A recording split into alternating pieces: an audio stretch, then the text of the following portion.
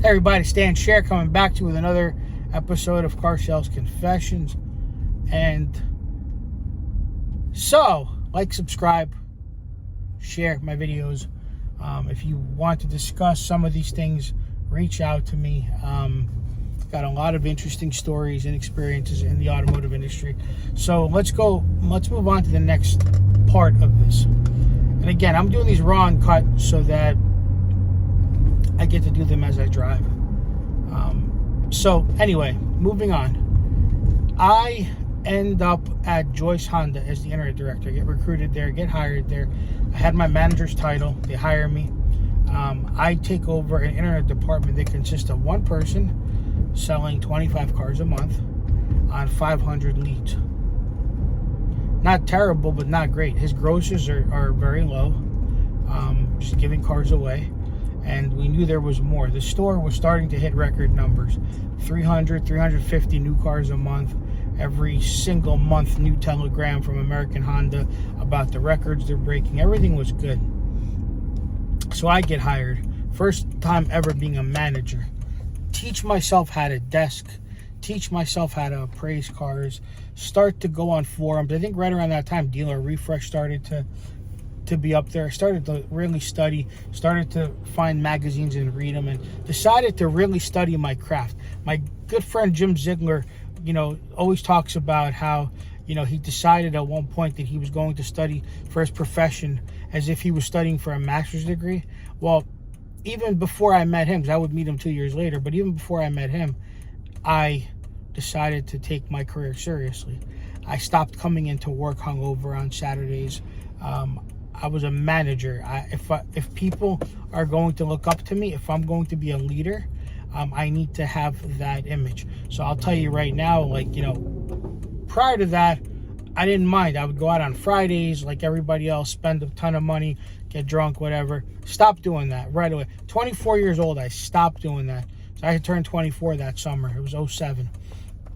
And hired a few really good people. Built a team. We went from selling 25 cars a month to over 75 cars a month. My gross per copy was about $400 higher than the sales floor. The managers and the sales team on the floor did not like the internet department because everybody was coming in for us, and we were out selling everybody. And so they were not fans of us. But that's okay. Because at the end of the day, I didn't care. I was there to perform and produce, and I did just that.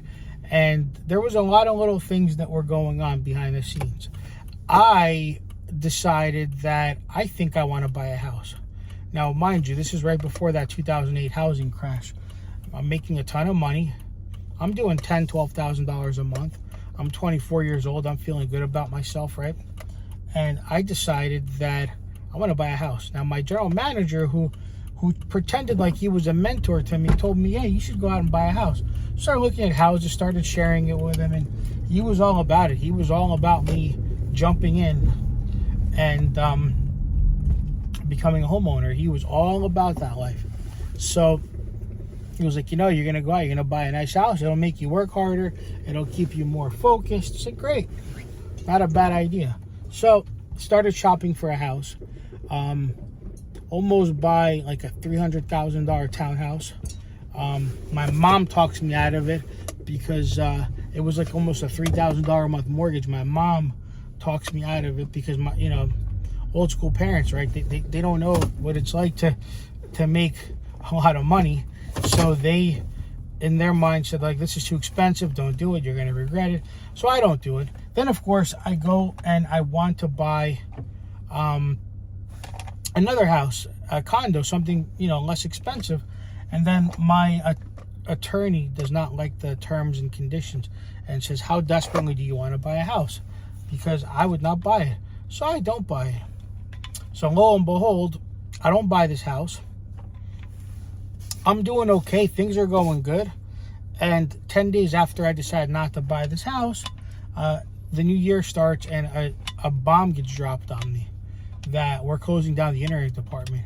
We like you. We want to keep you on board, but you you're gonna have to go on the floor and sell. And I'm like, well, I'm not doing that. You're gonna tell you what, it's fine. You want to close my department? Why?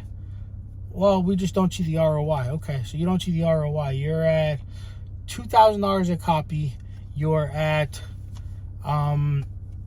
70 cars, so you're at $140,000 a month per copy, plus your, other things. So you're doing 140 to 160 grand a month. Your salespeople, after salaries and everything, you're probably only paying out, let's say I was making 10 to 12 grand a month. My other reps were making about 7 at the time. So 7, 14, 28. So you got 4. So you're netting $100,000. Plus, of course, your advertising expenses. You're only getting 500 leads. You're not advertising that much. So let's figure 90 grand. You're profiting 90 grand after all said and done, and you don't see the ROI. Crazy things that happen. So anyway, they ended up removing my position, closing down my department, putting everybody on the floor. I jump into used car sales. I do it for a week. I had a family emergency. I quit my job. I walk away. And they turn around and they screw me out of $6,000 in commissions. So my last month of commissions, they refused to pay me. I had to take them to the labor board for that. That's a whole other story. But it was a lot of experience on managing. I learned so much in that time. And then I end up going later on to work at another Honda store, and I'll tell you all about that in the next video. But it was a great experience overall because I learned so much about process internet sales, starting to learn about managing people, and it was a good experience. I did it at a very young age. But anyway, I'm going to come back to you with some more stories because there were some great stories that went down while I was working in that store. So I'm going to share them with you. All right, guys? Thanks.